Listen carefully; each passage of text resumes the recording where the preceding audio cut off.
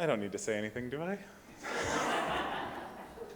I will. I'll keep this very brief, but I just have to say that, the story, for those of you who don't know it, and there are many of you who know it better than I do, of the reason this is named the Rose Legacy Society. Mr. Rose, who was a member of the congregation and died, I think it was in 1980, is that right? And he was an odd duck, from what I gather.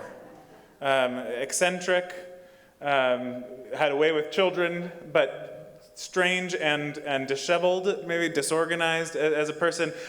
Someone even remarked that he smelled funny. I heard that about him. And when he died, he didn't have any family that he gave his money to. He gave his entire estate to the church. And no one really thought that would mean anything, coming from this funny-looking, disheveled, disorganized, smelly, funny guy. But it turns out it was the beginning of the endowment. It was $300,000 in his estate in 1980, and that has continued to be the rock of the endowment ever since. So be nice to people.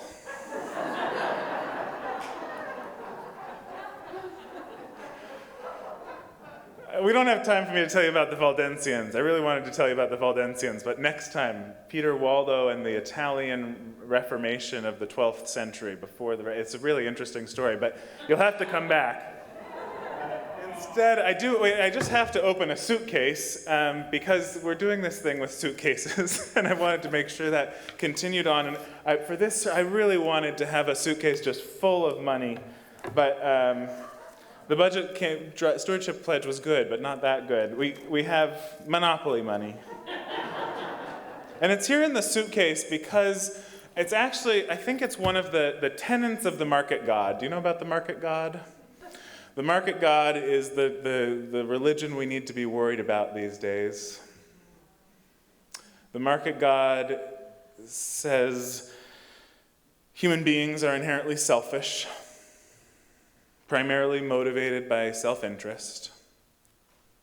That's the theological anthropology of the market god. The market god says how money works and how it all functions, the market at the highest. It's too complicated and mysterious for normal human beings to understand. That's the pneumatology of the market god. It says the unregulated market will always eventually devise the most efficient solution, the best way for all. That's the eschatology, the way things are going to end up, the unregulated market taking care of everything.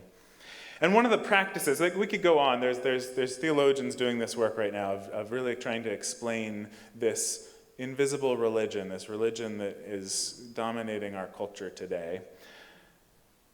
But one of the practices I think that the priests of the market god would have us adhere to is don't talk about money. Well, it's not quite that. Talk about money all the time.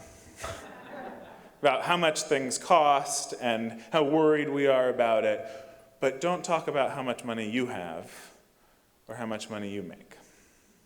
Keep that tucked away in the suitcase.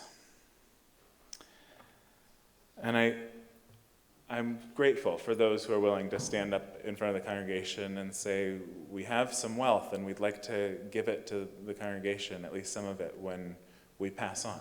That's part of the legacy that we'd like to leave. I think we need to talk about it more. I think we need to talk about how much money we have and where it came from and where we want it to go. Because what to do with wealth, once you've got enough and your life is easy enough and good enough and so on, well, the only thing left that matters is to express your values.